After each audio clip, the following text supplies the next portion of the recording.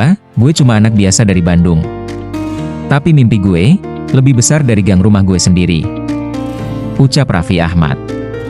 Raffi Farid Ahmad lahir di Bandung pada 17 Februari 1987. Ia adalah anak sulung dari pasangan Munawar Ahmad dan Ami Kanita. Sejak kecil, Raffi dikenal sebagai bocah yang aktif, cerewet, dan selalu ingin tampil. Tak heran, sejak usia dini ia sering diminta jadi pengisi acara di lingkungan rumah, mulai dari lomba 17-an, pentas sekolah, sampai acara keluarga. Waktu kecil, hobinya sederhana. Meniru gaya pembawa acara TV. Nyanyi-nyanyi di depan cermin. Main bola dan basket di sore hari. Menyusun video-video lucu bersama teman-temannya dengan handicam jadul.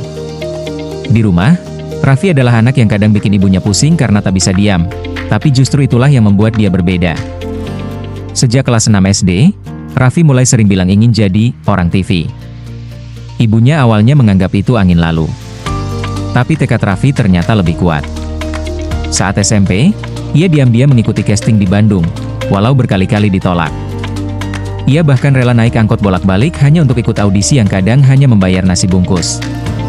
Waktu teman-teman main di lapangan, gue ikut casting. Gak keren sih, tapi gue senang. Ia lalu memutuskan untuk mengejar mimpi ke Jakarta, kota yang baginya terasa jauh dan menakutkan. Tapi disitulah panggung itu menanti.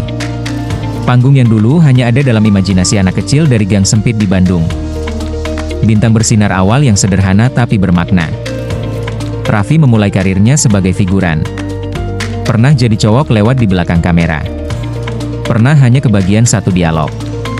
Tapi satu hal yang tak pernah hilang, semangat dan kerja kerasnya. Ia mau belajar, mau ditegur, dan selalu datang tepat waktu.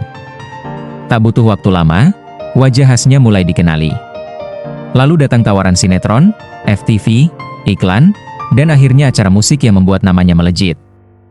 Namun sebelum itu, semua berawal dari seorang anak laki-laki di Bandung. Yang hanya punya mimpi, energi besar, dan keberanian untuk melangkah tanpa kenal takut. Perjalanan Raffi Ahmad baru saja dimulai. Tapi bagaimana keluarga membentuk sosok Raffi yang sekarang? Siapa yang paling berjasa di balik keteguhannya? Temukan jawabannya di episode 2, di balik kamera keluarga Raffi Ahmad yang menguatkannya. Sukses itu bukan soal gue sendirian. Di balik layar, ada mereka yang selalu doain dan dorong gue terus maju. Ucap Raffi Ahmad. Sosok yang paling besar perannya dalam hidup Raffi adalah ibunya, Ami Kanita. Ia bukan hanya ibu rumah tangga, tapi juga menjadi manajer kehidupan Raffi sejak awal. Ami lah yang menemani Raffi saat masih audisi dari satu lokasi ke lokasi lain. Mencatat jadwal Raffi ketika tawaran mulai datang. Jadi penasihat pribadi Raffi ketika dia bingung memilih jalan hidup. Mama itu bukan cuma ibu, dia guru, teman, dan alarm moral gue. Meski awalnya sempat ragu dengan dunia hiburan, Ami Kanita akhirnya jadi benteng utama yang menjaga Raffi agar tidak terbawa arus popularitas. Raffi bukan anak tunggal. Ia adalah anak pertama dari 3 bersaudara. 2 adiknya, Nisha Ahmad dan Shahnaz Sadikah, kini juga ikut dikenal publik. Nisha lebih banyak mendampingi sang ibu, menjalankan bisnis keluarga. Shahnaz juga terjun ke dunia hiburan, mengikuti jejak sang kakak. Meski Raffi jauh lebih dulu dikenal, ia selalu memastikan bahwa adik-adiknya tidak merasa tertinggal. Ia pernah membiayai kebutuhan Shahnaz saat awal merintis karir.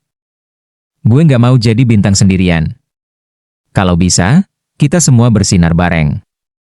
Kisah cinta Raffi dan Nagita Slavina bukan sekadar romantika selebriti. Mereka adalah 2 pribadi yang justru saling menyeimbangkan. Raffi yang penuh energi dan spontan. Gigi yang tenang, lembut, dan rasional. Mereka menikah pada 17 Oktober 2014, dalam pernikahan mewah yang disiarkan secara nasional. Nagita jadi sosok yang menyejukkan dunia Raffi. Ia ikut mengelola Rans Entertainment dan membentuk karakter Raffi jadi lebih dewasa dan terarah. Lahir pada 15 Agustus 2015, Rafathar Malik Ahmad menjadi alasan terbesar Raffi untuk bekerja lebih keras. Ia pernah bilang, "Kalau dulu kerja buat mimpi gue, sekarang kerja buat masa depan Rafathar." Kini keluarga Raffi tak hanya jadi pendukung di belakang layar, tapi bagian tak terpisahkan dari semua perjalanan hidup dan karirnya. Dari kasih ibu sampai cinta istri dan tawa anak, Raffi Ahmad punya fondasi kuat untuk berdiri tegak di dunia hiburan. Tapi bagaimana dia merintis karir dari nol sampai jadi salah satu figur paling berpengaruh di Indonesia? Simak kelanjutannya di episode 3, Panggung, Kamera, dan Ribuan Langkah Menuju Puncak. Gue bukan aktor terbaik, bukan penyanyi paling hebat, tapi gue kerja lebih keras dari yang lo bayangin. Ucap Raffi Ahmad. Karir Raffi dimulai dari bawah. Ia pertama kali muncul sebagai figuran di berbagai sinetron dan FTV. Ia rela menunggu seharian untuk hanya muncul beberapa detik di layar. Tahun 2001, Raffi dapat peran kecil dalam sinetron Tunjuk Satu Bintang. Tak lama kemudian ia mulai tampil di sinetron-sinetron remaja populer seperti Senandung Masa Puber, Olivia, Juragan Jengkol. Wajahnya yang tampan dan ekspresif membuatnya cepat dikenali. Tawaran iklan mulai berdatangan, dan perlahan Raffi mulai dikenal sebagai anak muda berbakat di layar kaca. Puncak popularitas Raffi melonjak saat ia mulai merambah dunia host acara musik, terutama saat membawakan program seperti Dahsyat, RCTI, Inbox, SCTV, Facebookers, Antv. Gaya bicara yang cepat, spontan, dan lucu membuatnya menjadi host favorit anak muda saat itu. Selain itu, Raffi juga mencoba dunia musik lewat proyek BBB, Bukan Bintang Biasa, yang dibentuk oleh Melly Goeslaw. Di sana ia satu grup dengan Laudya Chintya Bella, Dimas Beck, Chelsea Olivia, dan Ayushita. Lagu seperti Let's Dance Together sukses besar dan membawa nama Raffi lebih luas di dunia hiburan. Tak hanya berhenti di depan layar, Raffi mulai mencoba produksi film dan dokumenter.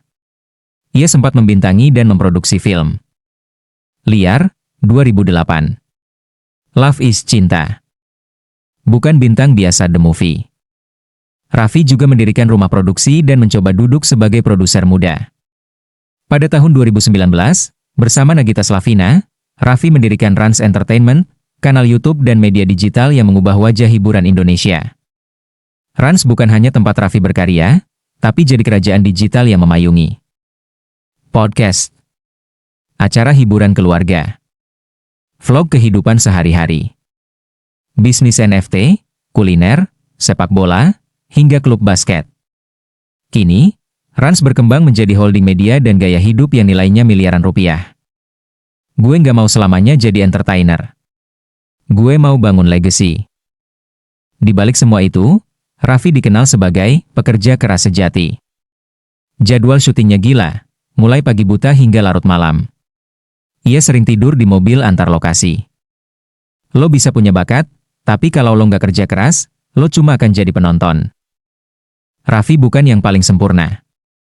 Tapi semangatnya, kegigihannya, dan insting bisnisnya membuatnya tetap relevan, dari era sinetron sampai era digital. Dari figuran sampai jadi raja konten, Raffi Ahmad membuktikan bahwa kerja keras bisa mengalahkan keterbatasan. Tapi sebenarnya, pencapaian Raffi sejauh ini belum selesai. Apa saja prestasi luar biasa yang sudah ditorehkannya? Simak di episode 4, di puncak panggung jejak prestasi Raffi Ahmad. Prestasi bukan cuma soal piala, tapi soal seberapa jauh kamu bertahan, tumbuh, dan menginspirasi. Ucap Raffi Ahmad. Sejak awal karirnya, Raffi Ahmad telah meraih berbagai penghargaan bergengsi di dunia hiburan Indonesia. Beberapa di antaranya: Panasonic Gobel Awards, Piala Presenter Terfavorit, Piala Acara Musik Terbaik, Dahsyat, Insert Awards, Piala Selebriti Paling Bersinar, Piala Pasangan Terfavorit bersama Nagita Slavina, SCTV Awards, Piala Aktor Pendukung Terfavorit, Yahoo Emmy Awards, Piala Selebriti Paling Banyak Dicari. Penghargaan-penghargaan itu membuktikan bahwa Raffi bukan hanya dikenal, tapi dicintai oleh jutaan penonton Indonesia. Dalam dunia digital, Raffi Ahmad telah mengukir prestasi luar biasa. Kanal Rans Entertainment meraih 30 juta subscriber YouTube. Masuk top 3 konten creator Indonesia. Dikenal sebagai digitalpreneur sukses di usia muda. Memenangkan berbagai penghargaan YouTube Gold dan Diamond Button. Raffi telah menjadi ikon transformasi artis TV ke dunia digital. Bukan hanya mengikuti tren, tapi memimpin perubahan. Selain dunia hiburan, Raffi juga membangun kerajaan bisnis yang menggurita, antara lain Kamera Film Rans Entertainment, konten produksi digital. Bola sepak Rans Nusantara FC, klub sepak bola profesional Liga 1. Bola basket dan keranjang Rans PIK Basketball. Minuman panas Rans Prestige, kuliner, minuman, lifestyle. Kincirria Rans Carnival Rans Zoo, wisata hiburan keluarga. Laptop era NS versi, proyek NFT Metaverse. Semua bisnisnya memiliki ciri khas family friendly, high quality, dan inovatif. Gue pengen anak-anak Indonesia bangga sama produk lokal, dan tahu bahwa dari nol pun lo bisa bangun kerajaan sendiri. Tak hanya sukses secara materi, Raffi juga banyak berkontribusi untuk pembibitan edukasi digital dan entrepreneurship. Topik kelulusan program beasiswa dan pembinaan talenta muda. Hati biru donasi untuk korban bencana kegiatan sosial. Ia sering diundang sebagai pembicara seminar bisnis, konten, dan parenting. Bahkan beberapa universitas menjadikan Rans sebagai studi kasus bisnis digital Indonesia. Raffi Ahmad telah melampaui batasan sebagai selebritas. Ia kini presenter papan atas, pengusaha sukses, digital kreator terdepan, ayah dan suami panutan, ikon lintas generasi. Dari bocah Bandung yang suka nongkrong, menjadi raja panggung dan layar digital. Perjalanan Raffi Ahmad adalah bukti bahwa mimpi bisa dicapai siapapun, asal punya niat, tekad, dan kerja keras. Cerita Raffi belum selesai. Tapi apa yang telah ia capai, sudah cukup untuk menginspirasi satu generasi penuh.